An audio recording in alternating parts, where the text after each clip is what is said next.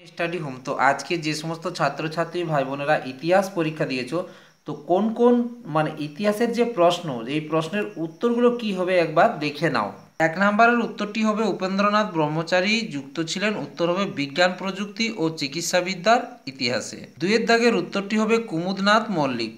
তৃতীয় যে উত্তরটি রয়েছে কাউন্সিল অফ এডুকেশন গঠিত হয় 1842 খ্রিস্টাব্দে। 4-এর দাগের উত্তরটি হবে খ। 5-এর দাগের যে উত্তরটি হবে কলকাতা বিশ্ববিদ্যালয়ের প্রথম ভারতীয় উপাচার্য ছিলেন, উত্তর লিখবে স্যার গুরুদাস বন্দ্যোপাধ্যায়। 6-এর দাগের উত্তরটি হবে ঘ। 7-এর দাগের উত্তরটি হবে গ। 8-এর দাগের উত্তরটি হবে খ। 9-এর দাগের উত্তরটি হবে খ। 10-এর দাগের উত্তরটি হবে ঘ। 11-এর দাগের উত্তরটি হবে গ। 12-এর দাগের উত্তরটি হবে গ।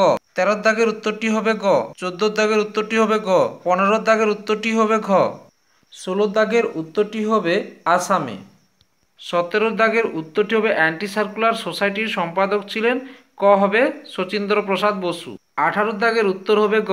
19-এর দাগের উত্তর হবে গ।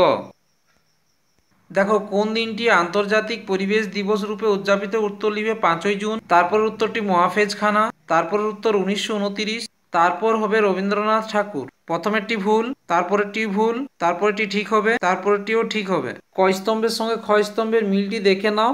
এটি কিন্তু 1 নাম্বার, এটি 2 নাম্বারের সাথে মিল হবে, এটি হবে 3 নাম্বারের সাথে, আর এটি হবে কিন্তু 4 নাম্বারের সাথে।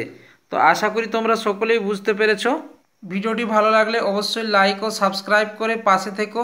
ভিডিওটি সকল বন্ধুদের মধ্যে শেয়ার করে দাও, যাতে সকলেই প্রত্যেকটি প্রশ্নের উত্তরগুলো দেখে নিতে পারে এবং মিলিয়ে নিতে পারে।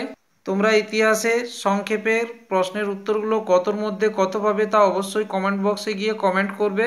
মোট শর্ট প্রশ্নে তোমরা